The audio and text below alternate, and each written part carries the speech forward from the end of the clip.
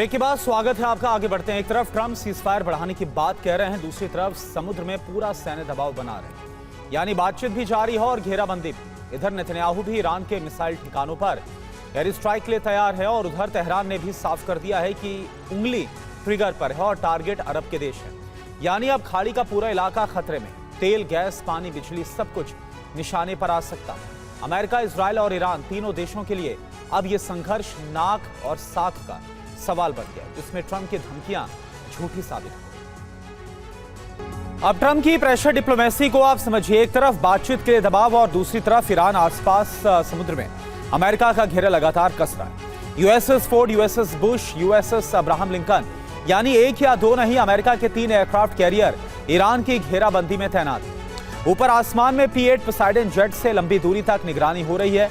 KC-135 के जरिए उसे हवा में ही ईंधन दिया जा रहा है। ऑर्डर मिलते ही हमले की पूरी तैयारी है और इसके साथ ही अमेरिका का MQ-9B ड्रोन नेटवर्क समंदर के ऊपर और नीचे हर गतिविधि पर नजर रख रहा है। दबाव के लिए ट्रंप का सबसे बड़ा कदम है ईरानी बंदरगाहों की नाकाबंदी, यानी ईरान को समुद्री रास्तों से अलग करने की कोशिश। ट्रंप की प्रेशर पॉलिटिक्स आपने देख ली, अब बेंजामिन नेतन्याहू की रणनीति को आप देखिए। नेतन्याहू के इस सर्जिकल मिशन में इस बार पहला निशाना ईरान की मिसाइल फैक्ट्री है, यानी इस बार इजराइल के फाइटर जेट से पहला हमला ईरान के मिसाइल ठिकानों पर होगा।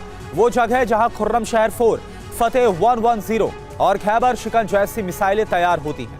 और इसके बाद दूसरा हमला होगा इन मिसाइलों की लॉन्च साइट्स और हथियार डिपो पर, ताकि मिसाइलों को दागने और स्टोर करने की क्षमता खत्म की जा सके। और इसके बाद तीसरे चरण में ईरान के परमाणु ठिकानों पर हमला होगा, यानी अभी तक ईरान के जिन ठिकानों पर इजराइल सबसे पहले हमला करता था, अब वहां हमला सबसे आखिर में होगा। और यह सब तब होगा जब इजराइल को हमला करने का ग्रीन सिग्नल मिलेगा, और वो सिग्नल देंगे डोनाल्ड ट्रंप। लेकिन क्या ट्रंप वाकई में ईरान पर हमला करने वाले हैं, या अब वो सिर्फ धमकी देकर दबाव बना रहे हैं? देखिए आप।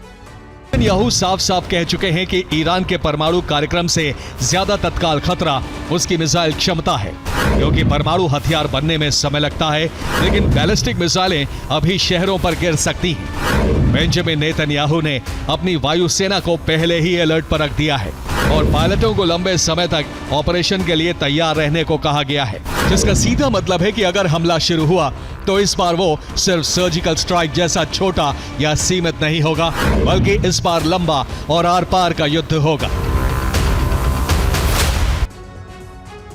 अब देखिए ईरान की नई टारगेट लिस्ट क्या है। ईरान के हमले अब सिर्फ अरब के अमेरिकी बेस पर ही नहीं होंगे। सबसे पहले अरब के तेल ठिकानों पर हमला हो सकता है, जिससे पूरे अरब की जो इकॉनमी है वो हिल जाएगी। और उसके बाद तेल रिफाइनरी, फिर गैस प्लांट और फिर निशाने पर होंगे अरब के डीसैलिनेशन प्लांट। और इसके बाद पावर ग्रिड, यानी कि बिजली की आपूर्ति का पूरा नेटवर्क, और आखिर में समंदर, जहां कार्गो जहाज भी ईरान के निशाने पर है।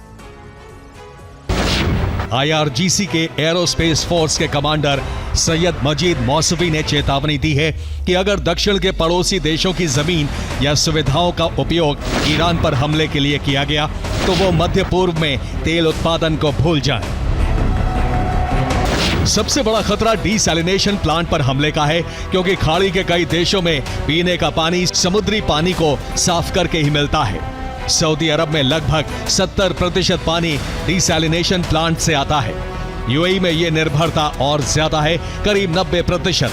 कतर में भी लगभग 90% पानी समुद्री पानी को साफ करके बनाया जाता है, और बहरीन में भी स्थिति लगभग यही है। यहां भी करीब 90% पानी डिसैलिनेशन प्लांट पर निर्भर है। यानी अगर इन प्लांट्स पर हमले शुरू होते हैं तो तेल से अरबों डॉलर कमाने वाले ये देश अचानक पानी के संकट में फंस जाएंगे।